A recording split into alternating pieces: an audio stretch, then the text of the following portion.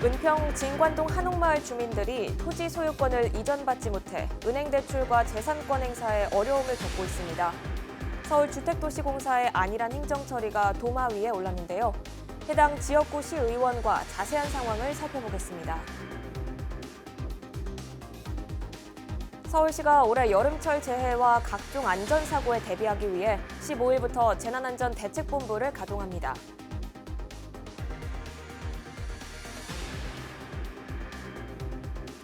미디어 환경이 다양하게 바뀌고 있는 가운데 케이블 TV 지역 채널만이 재난방송과 지역성을 실현하고 있다는 평가가 잇따르고 있습니다. 재난이 지역에서 발생하는 사례가 많고 이 부분을 자세히 전달할 수 있는 것은 지역의 방송, 특히 우리 케이블 지역 채널밖에 없다고 생각이 됩니다.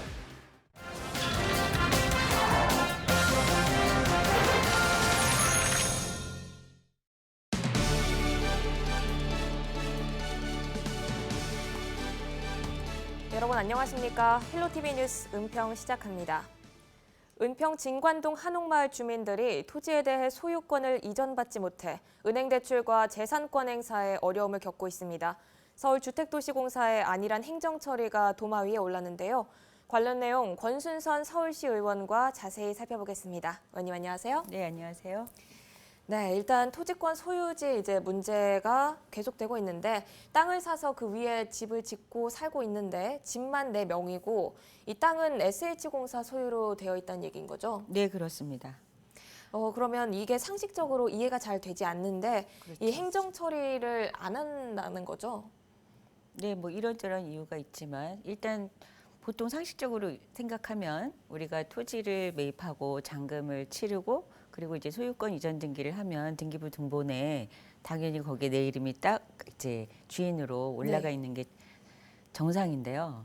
지금 한옥마을의 경우는 아직도 그 토지 소유주가 SH공사라는 거죠.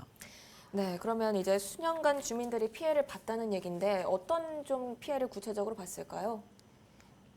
토지 소유가 이제 그 소유권 이전이 되지 않고 그러다 보니까 집을 짓고 이럴 때도 사실 산옥을 지을 때는 이제 상당한 금액이 들어가고 이러는데 네. 그 지을 때 토지 소유가 이제 완전히 이전 등기가 되지 않은 이유로 사실 대출받고 이럴 때도 어려움을 많이 겪었고 그리고 혹시라도 이전을 받는 것으로 SH공사가 도와줬다 하더라도 직접 거기 가서 뭐 이런 여러 가지 서류상 이런 해결해야 될 문제들이 있었고 여튼 주민들의 입장에서는 자기의 재산권을 자유롭게 행사하지 못한 것이죠. 그런 것들로 인해서 되게 그런 재산권의 피해뿐만 아니고 심적으로도 많이 속상해 하셨던 것으로 알고 있습니다. 네, 그런데 이런 경우가 은평 한옥마을에만 있는 그런 경우가 아니라고요? 네, 맞습니다. 그 지금 SH공사가 서울에 이제 이렇게 그 택지 분양을 하고 이렇게 사업을 벌인 게 9지구가 있는데요. 네. 그 중에서 한옥마을뿐만 아니고, 그러니까 오히려 역으로 그 9개 지구 중에서 정상적으로 그 소유권 이전이 제대로 된 그런 경우는 발산지구 단 한 차례밖에 없었습니다. 그러니까 여타의 다른 내곡지구, 세곡지구, 마곡지구 이런 경우들이 상당히 이제 어려움을 겪었던 거죠. 네, 그러면 이에 대해서 SH공사와 서울시는 현재 어떤 입장인가요? 그래서 제가 지난번에 이와 관련해서 서울시 의회에서 본회의에서 이제 5분 발언을 하게 됐습니다. 네. 그래서 그 주민들의 입장에서 다시 한번 잘 생각하시고 주민들에게 그 필요한 그런 행정 사무를 해달라 이런 요청을 했었는데요. 그 이후로 앞으로 이제 이미 지나간 것은 이제 좀 어쩔 수 없지만 그래도 등기 이전을 최대한 빨리 이렇게 하도록 하겠다. 그리고 그 이전에는 항상 전체 어떤 소유권 보존 등기를 하고 그다음에 등기 이전을 하고 이랬었는데 부분 등기 이전이라든지 네. 이런 것들도 이제 검토하겠다 이런 얘기들이 있었고 앞으로 이후에 이제 중요한 것은 통상 우리가 지적 정리를 하고 그다음에 소유권 보존 등기를 하고 그다음에 이제 준공 이후에 지적 정리하고 소유권 보존 등기하고 이전 등기하고 이러는데요. 그 준공 이전부터 그런 이제 소유권 이전 보존 등기가 가능할 수 있도록 그 지적 정리를 더 6개월 전부터 이제 시작하는 걸로. 그래서 등기가 그 준공이 이루어지면 바로 그 이후에 진행 절차들이 차질 없이 진행될 수 있도록 그렇게 절차상의 문제를 개선하겠다고 이야기했습니다. 네, 그러면 이제 마지막으로 그 한옥 마을에 좀 살고 있는 좀 계신 분들께 한 말씀 남겨주실까요? 그동안 여러 가지로 이제 고통을 받으셨을 텐데요. 뭐 늦게나마 제가 좀 더 일찍 알았으면은 또 더 빨리 뭐 이런 대책들을 한번 더 생각을 해봤을 텐데 일단 올해 안에 그리고 좀 더 빠르면 이번 7월 이내로 이렇게 소유권 이전 등기가 될 수 있도록 서울시에서 최선을 다해서 노력하겠다고 하였으니 조금만 더 진짜 참고 기다려 주시고 앞으로는 서울시 행정이 더 주민들에게 다가가고 신뢰받는 행정, 그런 행정이 되도록 노력하겠습니다. 네, 오늘 말씀 여기까지 듣겠습니다. 의원님 고맙습니다. 네, 감사합니다.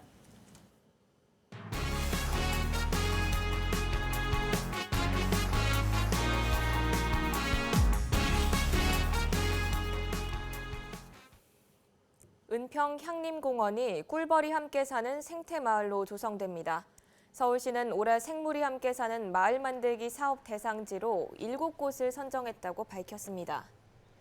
생물이 함께 사는 마을은 멸종 위기종인 맹꽁이와 꿀벌 같은 생물의 서식 환경을 만드는 사업입니다. 이 중 은평 향림공원은 꿀벌이 함께 사는 생태마을로 선정됐으며 올해 말까지 무궁화나 헛개나무같이 꿀벌이 꽃꿀을 찾아 날아드는 식물인 밀원식물을 심습니다.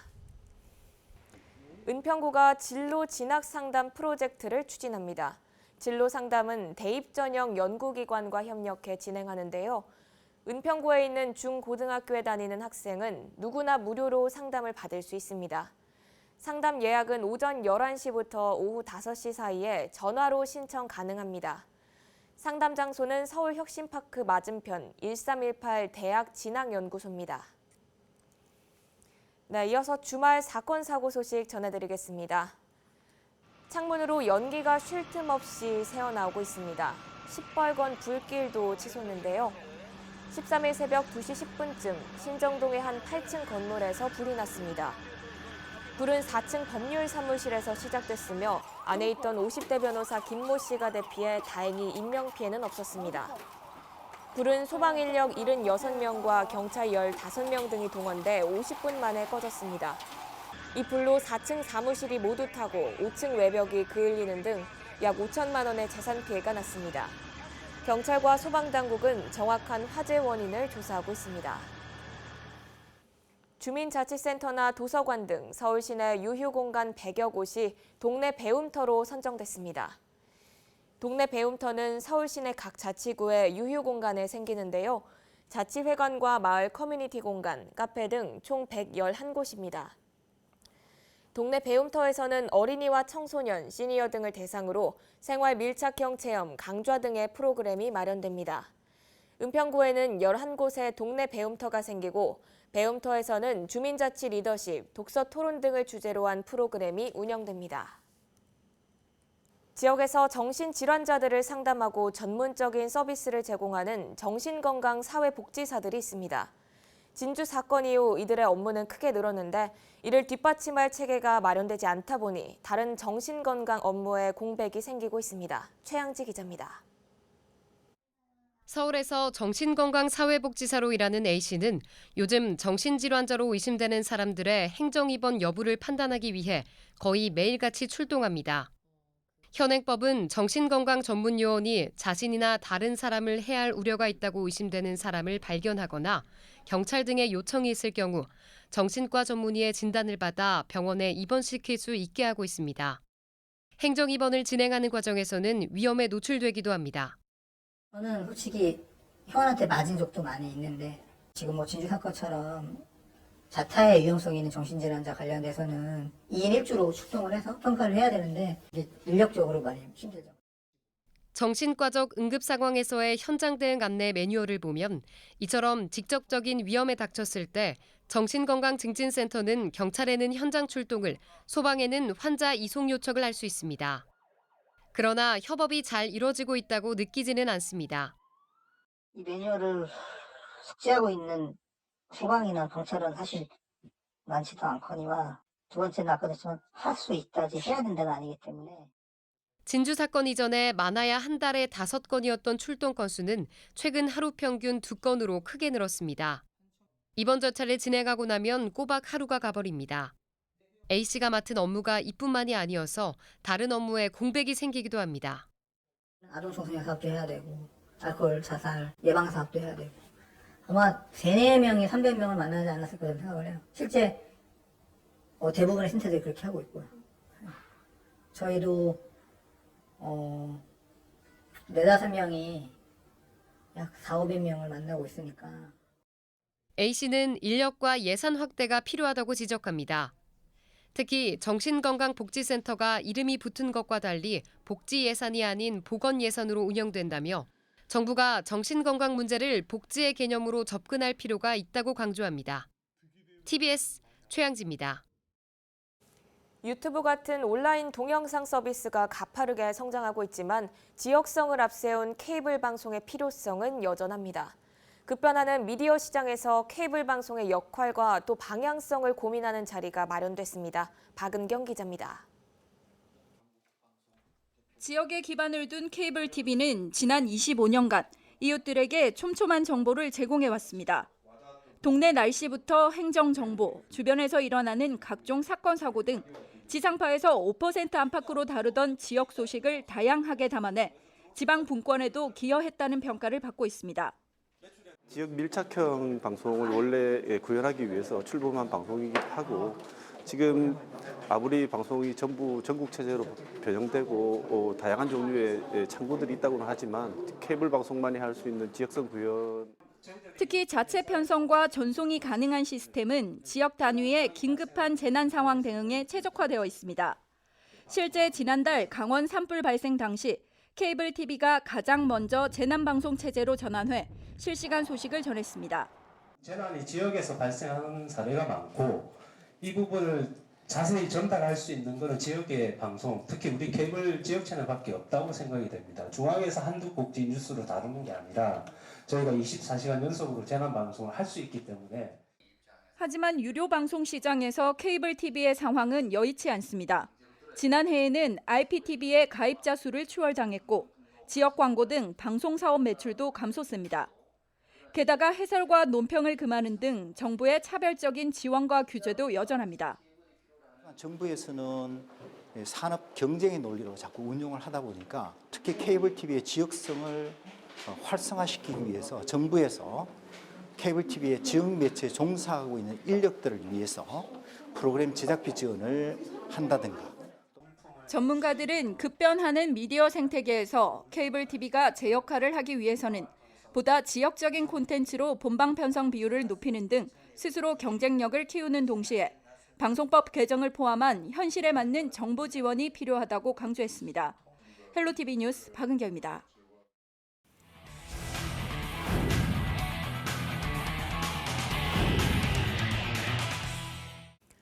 소방관은 각종 구조 구급 현장의 최일선에 서게 되는 만큼 강인한 체력이 필수입니다. 신임 소방관을 뽑기 위한 체력 시험이 치러지고 있는데요. 소방관이라는 자신들의 꿈을 이루기 위해 젖 먹던 힘까지 쏟아내고 있는 예비 소방관들을 김한식 기자가 스마트폰 출동으로 담았습니다. 긴장한 얼굴로 차례를 기다리는 사람들. 1차 필기 시험에 통과한 뒤 체력 시험을 앞둔 소방 공무원 응시생들입니다. 초등학교 때부터 이제 막연히 직업 뭐 적으라 하면 그냥 멋있는 소방관 이렇게 적고 국민의 안전을 지킬 수 있으니까 그게 참 멋있는 직업이라고 생각해서. 긴장된 순간도 잠시. 감독관의 신호가 떨어지자 온 힘을 다해 상체를 일으킵니다. 정해진 시간에 한 개라도 더 하기 위해 젖먹던 힘까지 쏟아냅니다. 체력 측정 점수가 차지하는 비율은 100점 만점에 15점. 하지만 0.1점 차이로 당락이 결정되는 만큼 응시생들에게 체력 훈련은 필수입니다. 긴장은 되는데 시험 치기 전에 시험보다 더 빡세게 준비를 해야 좋은 결과 나올 것 같습니다. 힘은 드는데 뭐 이거 못 버텨서 이거 못하면 안 되니까 이거 못 버티면 딴 것도 못해요. 지난 8일부터 전국적으로 시작된 소방공무원 체력 시험은 10일까지 3일 동안 진행됩니다. 올해 5천여 명을 선발하는 소방공무원 시험에 모두 4만 5천 명이 넘는 응시생들이 도전장을 던졌습니다. 긴장감에 실수가 나오자 곳곳에서 아쉬운 탄성이 터져 나옵니다. 기대했던 만큼 성적이 나오지 않았지만 그래도 끝까지 포기하지 않습니다. 연습할 때보다 좀 안 나와가지고 좀 아쉬운데 끝까지 열심히 해야죠. 전 유연성이 안 돼가지고 유연성 연습할 때도 그렇고 좀 힘들었어요. 응시생들에게 마의 종목으로 불리는 왕복 오래 달리기입니다. 3, 2, 1, 시작. 20m 구간을 점차 속도를 올려 78차례를 달려야 10점 만점을 받을 수 있는데 강인한 체력이 요구되는 종목입니다. 실제 레이스를 완주한 응시생은 절반 정도. 경쟁 관계지만 박수로 격려합니다. 악천후와 긴급 재난 상황에서 활동해야 하는 소방관들에게 강인한 체력은 필수 조건입니다. 국민의 생명과 재산을 지키기 위해서는 기초적인 체력이 필요하게 되고 재난 현장에서 나 자신, 나아가 동료의 목숨까지도 책임져야 하는 부분이 필요하기 때문에 체력 시험을 통과하면 면접을 거쳐 오는 7월 4일 최종 합격자가 발표되고 합격자는 교육 과정을 거쳐 정식 소방관으로 임용됩니다. 헬로티비 뉴스 김한식입니다.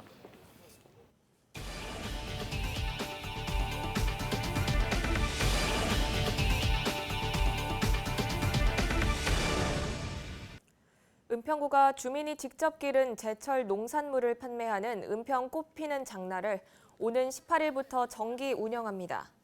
꽃피는 장날은 제철 친환경 농산물과 사회적 경제기업 제품을 판매하는 직거래 장터입니다. 매월 세 번째 토요일에 롯데몰 은평점 야외 광장에서 열립니다. 꽃피는 장날에서는 일회용 비닐을 사용하지 않고 현금으로만 거래할 수 있습니다.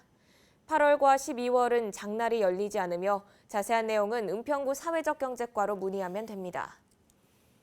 서울시가 승용차 공동이용 서비스 나눔카를 2022년까지 10,000대로 늘리고 주차 공간도 확대합니다.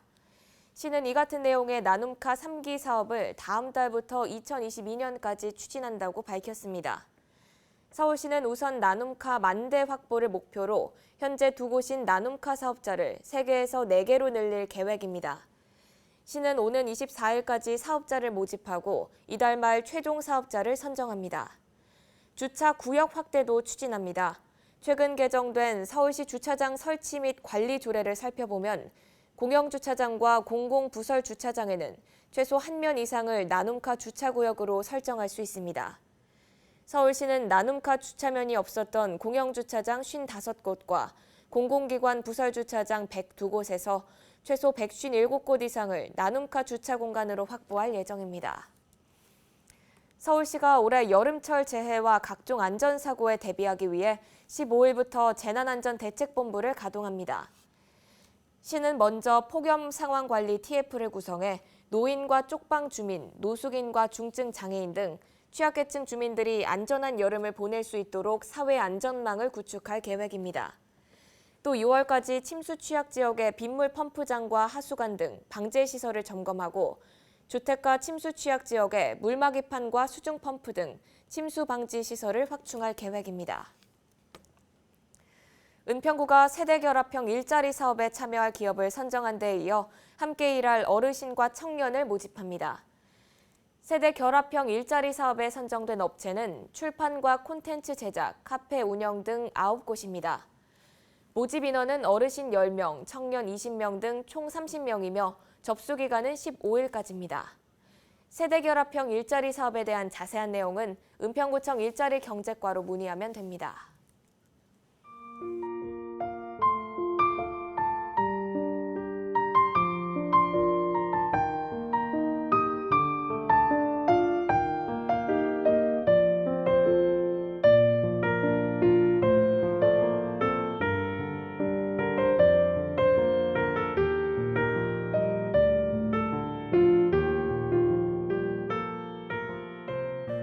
이상으로 뉴스를 마칩니다. 저희는 언제나 지역 주민 여러분 곁에 있겠습니다. 함께해 주신 여러분 고맙습니다.